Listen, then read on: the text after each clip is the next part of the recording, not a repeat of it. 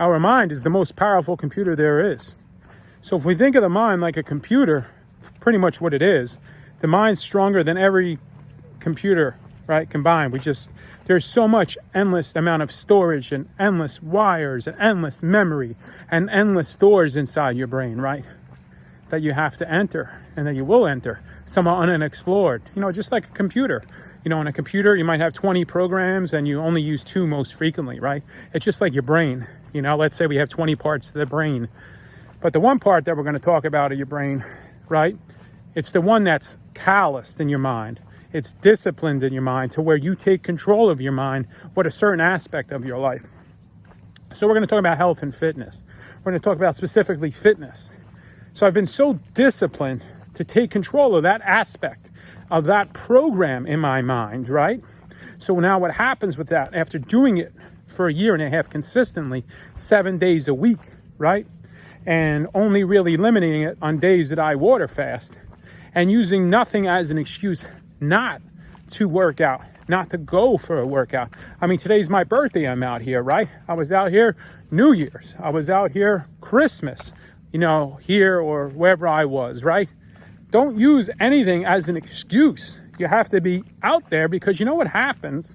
It's like a computer, right? And I'm not telling you, work out 7 days a week if you don't want to. What I'm telling you is you can rewire your brain just like a computer, right? Now, computers, right? What happens to computers? You're using your favorite program, you've been using it for hours and all of a sudden, boom, it crashes. And then the next day it has some problems. And then day after that, it works perfect. It's just like that part of your brain, right? But, just like the computer, right? You have to be patient, figure out the problem, saying, hey, maybe I'm using the computer too much. Let me put it to sleep, and it's the same with working out, like listening to your body. Maybe I pushed myself way too hard yesterday. I'm going to go a little bit easier today, but still, because your mind is programmed and disciplined to work out. And when the lazy part of that brain tries to say it's raining, right? So today was raining. It's my birthday, right? And I'm like, it's not sunny. And rainy days always put me in a weird mood, just like everybody else. But woke up in an excellent mood. This is going to be the greatest year of my life. And I said, okay, it's raining right now. What could I do? I can knock out some steps in the house. So I did like 40, 50 flights of steps in the house. Got in about 10,000 steps. I'm like, okay, I want to try to hit 25,000 before I go to dinner later, right? So I'm like, all right, maybe I'll go out around like 4, right? And, it's not raining right now, but even it is, I'm geared up.